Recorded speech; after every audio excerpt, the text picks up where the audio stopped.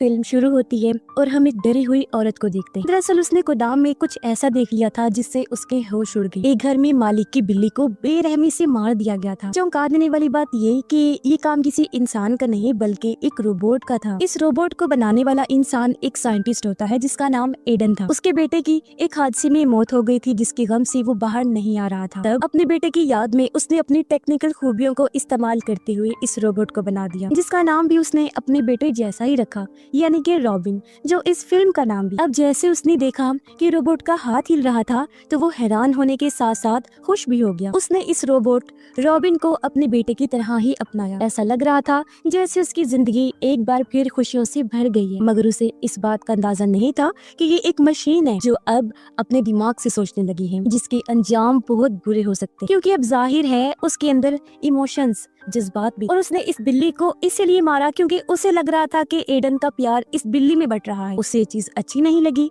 जलन हो रही थी उसे, तब उसने इस बिल्ली को ही रास्ते से हटा दिया ताकि एडन का प्यार सिर्फ उसे मिले। इसके बाद सीन बदलता है और हम एक लड़के लियो को देखते हैं जो पिछले 5 साल से एक लड़की के साथ था। दोनों एक दूसरे को पसंद करते और आज लियो उसे शादी के लिए प्रपोज करता है। उसकी दोस्त काफी खुश हो गई, लेकिन वो ये नहीं जानती थी कि लियो के ऊपर भारी कर्ज है और कर्ज लेने वाले हर पल उस पर नजर बनाए हुए हैं। अब जब उसकी दोस्त लियो से उसके काम का पूछती है तो वो बात को टाल देता है, कहने लगा कि मैं तुम्हें अपने बहुत ही करीबी दोस्त से मिलवाने वाला हूँ, जो और कोई नहीं बल्कि एडन था। वो लियो का अंकल था जिसके घर ये दोनों बहुत जल्द पहुँच जाते। इनकी बातों के दौरान एडन ने बताया कि कुछ साल पहले एक सड़क हादसे में मेरी याददाश्त कमजोर हो गई है, इसी वजह से उसने लियो को भी काफी देर से पहचाना था जब उसने अपनी जान पहचान बताई। अब बूढ़े होने की वजह से उससे ठीक से चला भी नहीं जा रहा था, इसलिए लियो की दोस्त एडन को सहारा देकर घर के अंदर ले जाती है और ये सारा कुछ ऊपर खड़ा हुआ वो रोबोट देख रहा है। अब लियो एक जगह पर बैठकर एडन की तस्वीरें देख रहा था। अचानक उसे अपने पीछे की खिड़की से जोरदार आवाज आई। उसने हैरान होते हुए फौरन जाकर देखा जहाँ पर्दे के पीछे वो एक छोटे बच्चे की परछाई को देखता है, मगर अब जैसे उसने दरवाजा खोला तो वहाँ पर कोई भी नहीं था। अब जब वो रूम से बाहर आया तो फायर प्लेस के पास एक अजीब से रोबोट को बैठा हुआ देखता है। लियो को काफी हैरत हुई। इतने ही देर में उसकी दोस्त भी आ गई जो भी हैरानी से उसे देख रही थी। इतने में ही एडन भी आ गया। वो फखर से बताता है कि ये रॉबिन है, एक रोबोट जिसे मैंने ही बनाया है और ये बहुत कमाल का रोबोट है। अब उसने रॉबिन की खासियत दिखाने के लिए सबको बाहर जाने को कहा और दरवाजा बंद करने को कहा। लियो की दोस्त ने जब 3 बार दरवाजे पर दस्तक दी और सब अंदर आए तो रोबोट वहाँ से गायब हो चुका था। अब ये देखकर लियो को लगने लगा जैसे घर में और कोई भी मौजूद है, मगर मेड ने यकीन दिलाया कि यहाँ हम चारों के अलावा और कोई भी नहीं है। अब कुछ देर बाद एडन आराम करने चला जाता है और मेड उन दोनों से बातें करने लगी। वो कहती है मुझे एडन की फिक्र होती है, जब से उसका बेटा गुजरा है तब से उसका बर्ताव काफी अजीब सा हो गया है और मैं उसकी फिक्र बिल्कुल अपने बाप की तरह ही करती हूँ। अगली सुबह पता चला कि मेड काम पर नहीं पहुंची। ये बात काफी हैरान कन, क्योंकि इतने सालों में ऐसा पहली बार हुआ था कि उसने बिना बताए ही छुट्टी कर ली हो। इस बात से एडन को फिक्र होती है। तभी उसने रॉबिन को देखा जिसके चेहरे पर खून लगा हुआ था। उसे गड़बड़ लगी। अब डायरेक्ट पूछते हुए उसे डर सा महसूस हुआ, इसलिए किसी बहाने से वो रॉबिन को गोदाम में लेकर गया। जब उसने रोबोट की जांच की तो उस पर से मेड के कपड़ों के टुकड़े मिले। ये देख एडन को बहुत गुस्सा आया। उसने चिल्लाते हुए रॉबिन से पूछा, क्या ये हरकत तुम्हारी है? तुमने मेड को मार डाला है? पर इस बात पर वो खामोश रहा। उसकी खामोशी में ही एडन को जवाब मिल गया। वो समझ जाता है कि ये सारा इसी का किया धरा, इसीलिए वो रॉबिन को बंद करने का फैसला करता है। वो गुस्से में उसकी बैटरी निकाल कर वहाँ से चला जाता है, मगर वो इस बात से हैरान था कि ये रोबोट तो बिना बैटरी के भी एक्टिवेट हो जाएगा। इसी रात जब सब सो रहे थे और घर में अंधेरा छाया हुआ था तो लियो पूरे घर में घूमने लगा, क्योंकि उसका मकसद एडन के घर में छुपी तिजोरी और पैसों का सुराग ढूंढना था जिन्हें वो चुरा लेना चाहता था ताकि अपना कर्ज चुका सके। वो यहाँ बहुत छानबीन करता है लेकिन उसके हाथ कुछ नहीं लगता, इसलिए वो मायूस होकर वापस लौट आता है। अगली सुबह एडन गोदाम में जाता है ताकि वो रोबोट को चेक कर सके, लेकिन हैरत उसे तो रोबोट वहाँ मिलता ही नहीं, इसीलिए वो घर लौट आता है। तभी उसे ऊपर से पियानो की आवाज आती है। उसने जब जाकर चेक किया तो रोबोट को देखता है जो शीशे के सामने खड़ा होकर बार बार अपनी पलकें झपका रहा था। ऐसा लग रहा था जैसे इंसानों की नकल उतारने की कोशिश कर रहा है। एडन जब उसकी जांच करता है तो उसके होश उड़ गई। वो ये सोचकर परेशान हो गया था कि आखिर ये रोबोट कैसे बिना बैटरी और पावर के चल रहा है। इस रात लियो दोबारा तिजोरी की तलाश में घर में घूमने लगा। इस बार वो ऊपर वाले कमरे में जाता है जहाँ एक बक्सा अपने आप ही खुल जाता है। उसने जब चेक किया तो इसमें कुछ पुराने खिलौने पड़े हुए थे जिनसे कभी एडन का बेटा खेला करता था। इसके अलावा बक्से में कुछ भी कीमती नहीं था। इससे पहले वो आगे बढ़ता, यहाँ एडन आ गया जो लियो को पकड़ लेता है और उसे इन सब चीजों से रोकने के लिए समझाता है। सब कुछ शांत होने के बाद लियो उससे उसके बेटे की मौत के बारे में पूछता है। तब एडन कहता है कि मैं तो शहर से बाहर था और जब मैं वापस लौटा तो मुझे बेटे की मौत की खबर मिली। कुछ लोगों का कहना था कि वो आग से जलकर मरा है, जबकि कुछ ये भी कह रहे थे कि उसने खुद अपनी जान ली। मगर सच तो ये है कि आज तक पुलिस भी सच्चाई नहीं जान पाई है। हादसे के बाद से एडन की याददाश्त भी कमजोर हो गई थी। एडन को हमेशा एक ख्याल सताया करता कि क्या रॉबिन सच में मर गया है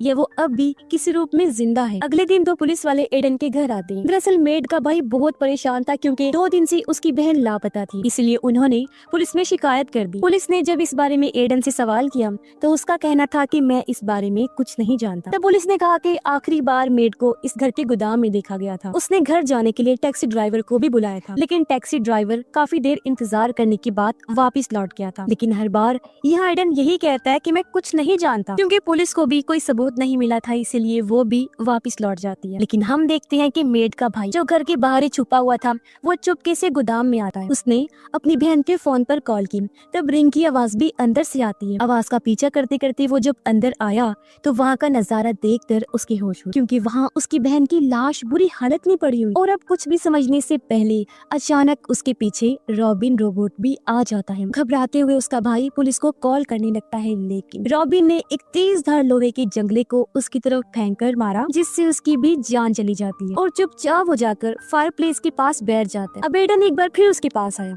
और पूछता है, बताओ क्या तुमने ही मेड को मारा है? लेकिन अब भी रोबोट खामोश रहा। वो बस अपने पलकें झपका रहा था। वो फिर एक कांच उठाकर एक लफ्ज लिखता है जिसे एडन पढ़ता है और थोड़ा सुकून महसूस करते हुए वो वहाँ से चला जाता है। लेकिन इनकी बातचीत दरवाजे के पास खड़ा लियो सुन लेता है, तो वो भी आकर उस लफ्ज को पढ़ता है। अब लियो को एडन के बेटे रॉबिन की मौत को लेकर हमेशा शक रहा। उसने इंटरनेट पर इस सारे मामले से जुड़ी हुई पुरानी पोस्ट देखी। उसे एक रिपोर्टर की पोस्ट नजर आई जिसने एक पुरानी पार्टी की बात की हुई थी। तब लियो इस वाले रिपोर्टर से राब्ता करता है। रिपोर्टर को जब पता चला कि लियो एडन का भांजा है तो उसने बिला झिझक सालों पहले हुए उस हादसे के बारे में सब कुछ सच सच बता दिया। ये उस दिन की बात है जब रॉबिन की 11वीं बर्थडे। एडन ने उसके लिए काफी बड़ी पार्टी रखी और उसके साथ एक शरारत करने के लिए उसे कुछ देर के लिए बेसमेंट में बंद कर दिया। फिर कुछ देर गुजर जाने के बाद उसे बाहर निकाल लिया गया, लेकिन जब वो बाहर आया तो उसका बर्ताव काफी अजीब हो गया था। वो बहुत खतरनाक बन गया था। ऐसा लग रहा था जैसे वो पहले वाला बच्चा नहीं रहा। अचानक खून का प्यासा बनते हुए उसने पार्टी में आए सभी लोगों पर हमला कर दिया और ऐसे सभी मेहमान मारे गए। बस एडन और रिपोर्टर ही किसी तरह जिंदा बचे। जब रॉबिन ने अपनी माँ पर भी हमला किया तो पीछे से एक गोली चली, जिससे रॉबिन की जान चली गई। रिपोर्टर बताता है कि वो गोली किसी और ने नहीं बल्कि खुद एडन ने ही चलाई। अब इससे एडन का नाम खराब हो सकता था, तो इस चीज से बचने के लिए उसने पुलिस को पैसे देकर इस मामले को यहीं दबा दिया। सच्चाई जानकर लियो के होश उड़ जाते हैं। उसे यकीन ही नहीं आ रहा था कि ये सब कुछ भी हो सकता था। तभी उसकी दोस्त भी आ जाती है जो गुस्से में लियो पर चिल्लाती है, क्योंकि उसने लियो का फोन देख लिया था जिस पर कर्ज लेने वालों के मैसेजेस आ रहे थे। इस पर लियो उसे सफाई देता है कि मैं बस अपने अच्छे फ्यूचर के लिए पैसे कमाने की कोशिश कर रहा था, लेकिन उल्टा मैं तो कर्ज में फंस गया और अब हमारे पास सिर्फ एक ही रास्ता है और वो है एडन के घर से कुछ पैसे चुराना। वो अपनी दोस्त से वादा करता है कि कर्ज उतारने के बाद हम दोनों शादी कर लेंगे और अपनी जिंदगी की एक नई शुरुआत करेंगे। रात को प्लान के मुताबिक लियो की दोस्त ने एडन की कॉफी में नींद की दवाई मिला, जिससे कुछ ही देर में वो गहरी नींद में चला जाता है। इसी रात 2 पुलिस ऑफिसर्स फिर से एडन के घर आए, पर दरवाजा ना खुलने पर उन्होंने घर के आसपास तलाशी शुरू कर दी। फीमेल पुलिस ऑफिसर बेसमेंट में जाती है जहाँ भी मेड जाया करती थी। वहाँ वो रोबोट को देखती है जिसकी आंखें जल रही थी। वो काफी हैरान हुई, सोचते हुए उसके पास आती है, लेकिन जैसे ही झुकी रोबोट एक नोकदार हथियार उसके पेट में घोंप देता है, जिससे ऑफिसर दर्द से तड़पते हुए नीचे बैठ गई। फिर रोबोट ने एक क्लिप उसके जिस्म पर लगाकर करंट छोड़ा, जिससे तड़पते हुए उस बेचारी की मौत हो जाती है। कुछ देर बाद दूसरा पुलिस ऑफिसर भी बेसमेंट में आ जाता है, जहां उसे इंसानी मांस के जलने की स्मेल आती है। उसने जब टॉर्च के जरिए देखा तो सामने उसके साथी की जली हुई लाश थी। वो काफी घबरा गया, लेकिन कुछ भी समझ आने से पहले पीछे रोबोट आ जाता है। उसने ऑफिसर पे भी चाकू से हमला कर कर दिया, फिर उसके चेहरे पर जलता हुआ फ्लेम थ्रोअर छोड़ दिया, जिससे इस ऑफिसर की भी इधर ही मौत हो जाती है। उधर लियो और उसके दोस्त कमरे में अलमारी और तिजोरी को ढूंढ रहे थे। लियो के दोस्त को यहाँ का फर्श अजीब लगा। उसने जैसे जमीन खिसकाई तो नीचे एक खुफिया बेसमेंट उन्हें मिलती है, जिसे देखकर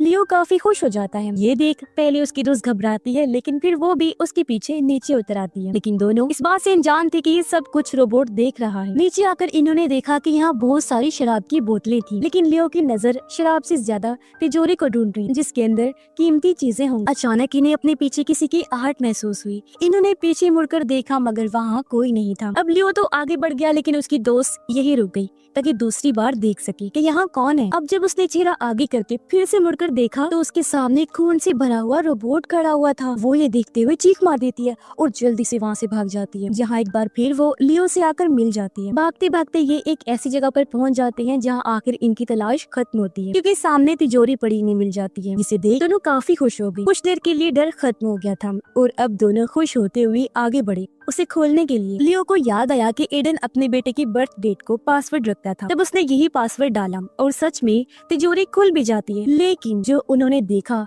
कभी सोचा नहीं था, क्योंकि तिजोरी एकदम खाली थी, ना तो कोई ज्वेलरी थी और ना ही पैसा, जिस वजह से दोनों के मुंह लटक जाते। ये देखकर लियो की दोस्त उदास हो जाती है, क्योंकि वो समझ गई थी ये रोबोट के हाथों हमारी जान भी खतरे में है, साथ ही बदकिस्मती से हाथ भी कुछ नहीं लगा। वो रोने लगती है, पर इससे पहले वो कुछ कर पाते एक लोहे का रॉड उसकी गर्दन के आर पार हो गया, जिससे वहीं वो ढेर हो जाती है। ये देख लियो को बहुत अफसोस हुआ, लेकिन उसकी मौत का गम मनाने का भी टाइम नहीं था। इसलिए लियो ने वहाँ पड़ी एक रॉड उठाकर रोबोट पर हमला कर दिया, लेकिन वो अभी भी काम कर रहा था। अब रोबोट एक कांच से लियो पर हमला कर देता है, जिससे वो बेहोश हो गया। उसे जब होश आती है तो वो खुद को कुर्सी से बंधा हुआ पाता है। अभी वही बेसमेंट थी जहाँ कभी रॉबिन को बंद किया गया। तभी रोबोट बोलना शुरू कर देता है। हैरत वाली बात कि उसकी आवाज में रॉबिन की आत्मा की परछाई। वो यहाँ अपने बचपन को बताने लगता है कि कैसे मेरी माँ मुझे छोटी से छोटी बात पर यहाँ कैद कर दिया करती थी। हर झूठ पर, शरारत पर उसे सजा मिलती। अब रोबोट लियो से पूछता है कि तुम यहाँ एडन के घर क्यों आए हो, किस मकसद के लिए आए हो। तब लियो झूठ बोल देता है कि मैं तो बस वैसे उनसे मिलने आया था। ये सुन रोबोट ने नेल गन मारकर उसे सजा। अब दूसरी बार सजा मिलने पर लियो ने सच नहीं बोला और उसे एक बार फिर दर्द सहना पड़ा। फिर तीसरी बार जब उसे दर्द बर्दाश्त नहीं हुआ तो उसने आखिर सब कुछ कबूल कर लिया। वो कहता है कि हाँ, मैं सच में एडन का भांजा नहीं हूँ, मैंने तो बस उसकी कमजोर याददाश्त का फायदा उठाया ताकि उसके घर में घुसकर पैसे चुरा सके। अब लियो खुद को ही कसूरवार समझ रहा था, अपनी दोस्त की मौत का जिम्मेदार भी वो खुद को कह रहा था। तभी लियो एक कील खींचकर अपनी रस्सी काटना शुरू कर देता है। रोबोट अभी भी उसकी बातों का यकीन नहीं कर रहा था। वो नेल गन से सजा देने के लिए जैसे ही आगे बढ़ा, तभी लियो रस्सी खोलकर फौरन उठ खड़ा हुआ। रोबोट को धक्का मारकर वो नीचे गिरा देता है। अब वो नेल गन उठाकर रोबोट को खत्म करने ही वाला था कि तभी पीछे से एडन ने गोली चला दी, जिससे लियो की मौत हो जाती है। असल में एडन सब कुछ जान चुका था कि अब उसके बेटे की आत्मा पूरी तरह से रोबोट में समा चुकी है, इसीलिए वो किसी को भी अपने बेटे को नुकसान पहुंचाने नहीं दे सकता था, इस डर से कि कहीं फिर से मेरे बेटे को मुझसे कोई अलग ना कर दे। इसीलिए एक बार फिर वो रोबोट को ठीक करके पहले जैसा बना देता है, यानी अब पूरी तरह ये रोबोट उसके बेटे के रूप में नई जिंदगी की शुरुआत करता है। और अगर किसी ने भी उनके बीच में आने की कोशिश की या रोबोट को नुकसान पहुंचाने की कोशिश की तो वो खतरनाक रोबोट और ये पागल एडन उसे नहीं छोड़े। और इसी के साथ ही इस फिल्म की कहानी भी यहीं पर खत्म हो जाती है।